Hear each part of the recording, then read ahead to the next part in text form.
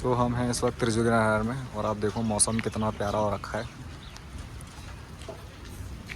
ये त्रिजुगी नारायण में क्षेत्रपाल महाराज का मंदिर। चाय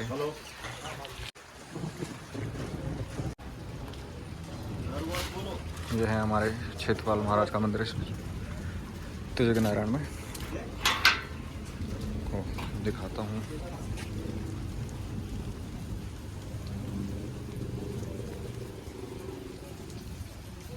हेलीकॉप्टर की भी आवाज़ आ रही है। इसी के पीछे जस्ट केदारनाथ है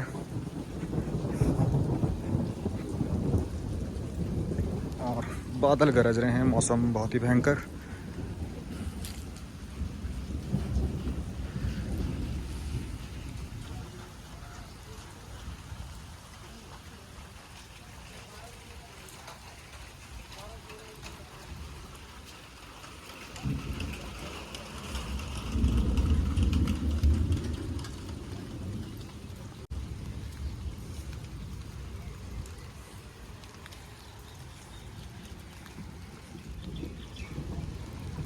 और जस्ट यहीं इसके पीछे ही त्रिजुगी नारायण मंदिर है। वो भी दिखाता हूँ मैं भी आप लोगों को। सामने देखिए कितना खूबसूरत नज़ारा है। वो देखिए बर्फ़ के पहाड़ सामने।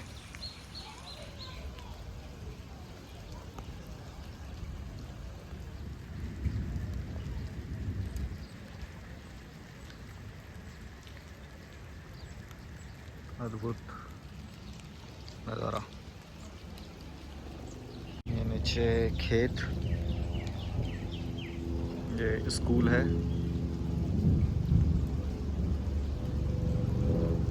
वाव।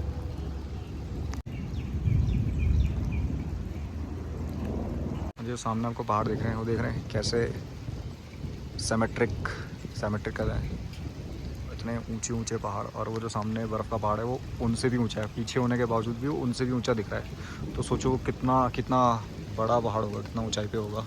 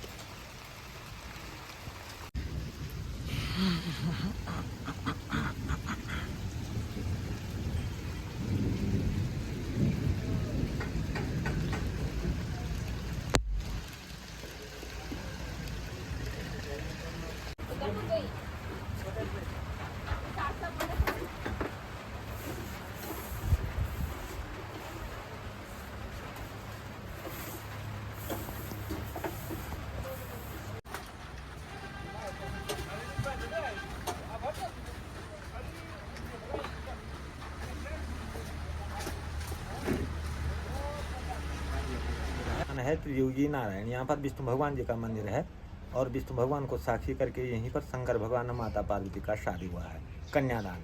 पहले शादी हरिद्वार कनखल में राजा दक्ष की पुत्री सती रूप में हुई थी, जो कि वहाँ पर राजा दक्ष ने यज्ञ ठहरवाया और सभी देवताओं को बुलाया। शंकर भगवान ने सती माता को यज्ञ में नहीं बुलाया, तो सती माता बिगड़ बुलाए चले जाते हैं पिता के यज्ञ में।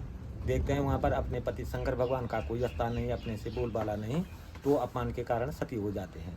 तब दोबारा जन्म इसी स्थान पर लेते हैं। ये पर्वतराज हिमालय का स्थान है। पर्वतराज हिमालय के घर और माता मैना की कोख से जन्म लेते हैं पर्वतराज की पुत्री पार्वती नाम से। जब वो सयानी हो जाते हैं तो उनको पुनर्जन्म की याद आती है, सती जन्म की, कि मैं सती जन्म में भगवान की शंकर की पत्नी थी। तो उन्होंने शंकर भगवान की तपस्या की फिर पति रूप में पाने के लिए।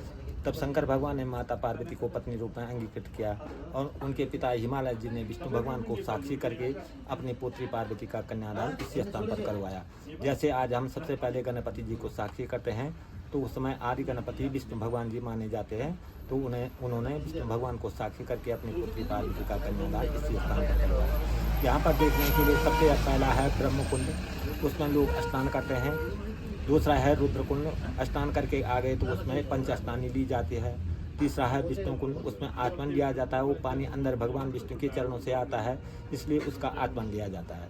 चौथा सरस्वती कुंड, उसमें पितृ तर्पण होते हैं, जिनके माता पिता गुजरे रहते हैं वही पितृ तर्पण के अधिकारी होते हैं। अगर जिनकी इच्छा हो वो पितृ तर्पण भी करते हैं। 5वीं जगह धर्मशिला नामक जगह कन्यादान का, वहीं पर राजा भगवान शंकर और माता पार्वती के नाम से पूजन किया जाता है। कोई गाय दान भी करता है। फलदान, वस्त्रदान, मोतीदान उसी स्थान पर होता है। पूजन पठन करके जो पुरोहित दक्षिणा दी जाती है वहीं पर दिया जाता है। उसके बाद अंदर जाके भगवान विष्णु के दर्शन होते हैं। बाहर दरवाजे से अंदर को दर्शन होते हैं। विष्णु भगवान की मूर्तियाँ कहीं स्पर्श नहीं की जाती हैं। और वहीं पर सामने पर वो लाजा होम की यज्ञ वेदी है, जहाँ पर शंकर भगवान और माता पार्वती ने सप्त फेरे लिए थे। वहाँ पर भी आप एक परिक्रमा ले सकते हैं। उसकी भस्म आप प्रसादी तौर पर मिलती है। वहाँ पर भी लकड़ी चढ़ाने का मातम है, जितने की श्रद्धा हो लकड़ी चढ़ाते हैं। और भगवान की भेंट आप दान पात्र में डाल सकते हैं या रसीद कटवा सकते हैं, भोग का दे सकते हैं, जो आपकी श्रद्धा है। ये यहाँ का सूक्ष्म वर्णन है। तो बोलो भगवान त्रिविघ्नानन की जय।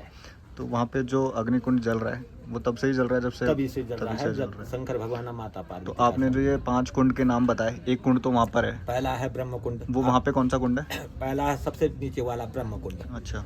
उससे आगे है रुद्र कुंड। उससे आगे है जहाँ छतरी के नीचे वो है विष्णु कुंड।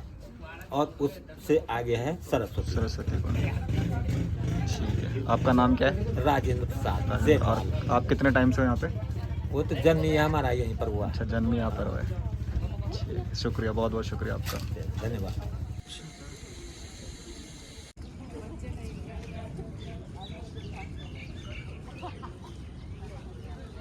तो अब हम जा रहे हैं त्रिजुगी नारायण मंदिर में।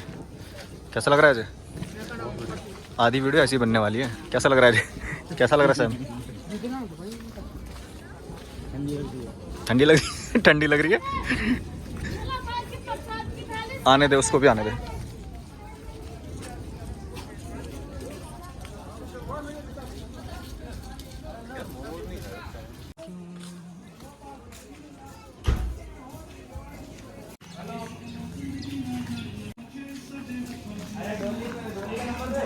मंदाकिनी।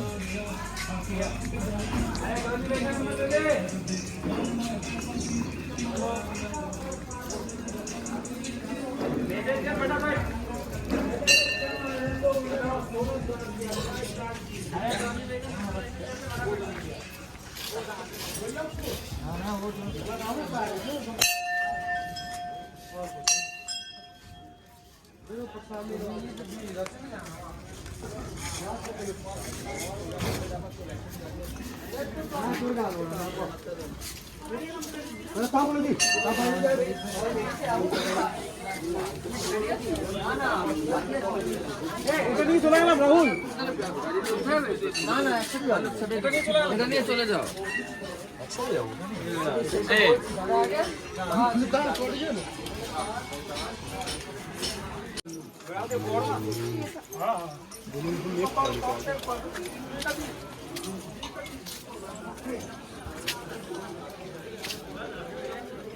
यह है भगवान त्रिजुगी नारायण का मंदिर। आप ले लो प्रसाद। प्रसाद की थाली कहाँ से हो आप? हैं? पौड़ी। ये दिल्ली। हाँ।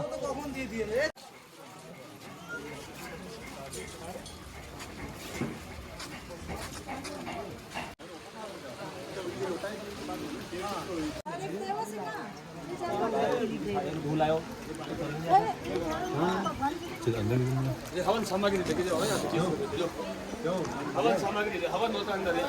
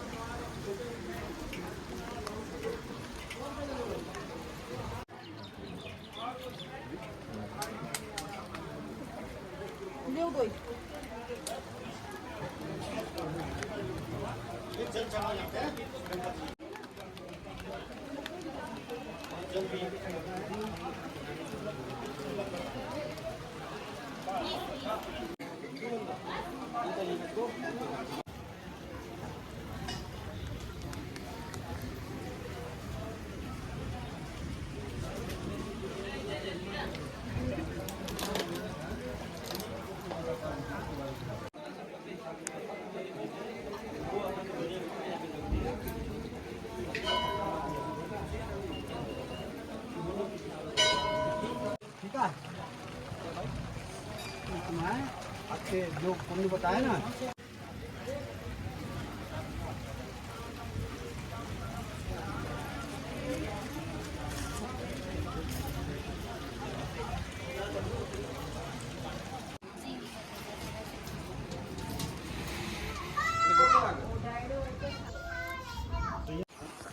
तो अब हम निकले हैं त्रिजुगी नारायण से केदारनाथ की तरफ। नकोटे कैसा लग रहा है?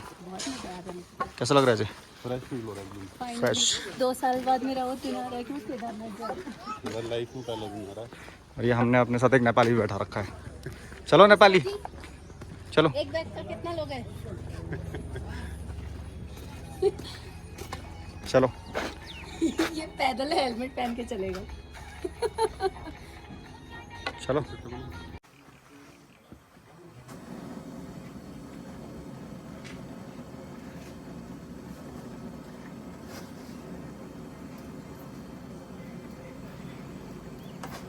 हाँ 2-2.5 फीट कभी 3। पहले के समय में 4 फीट 5 फीट गिरता था।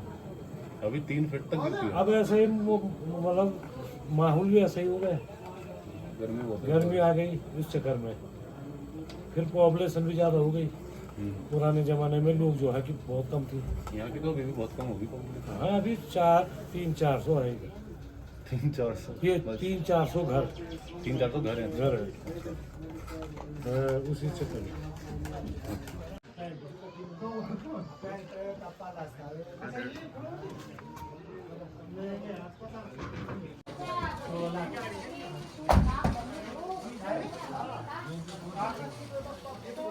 यार आप जल्दी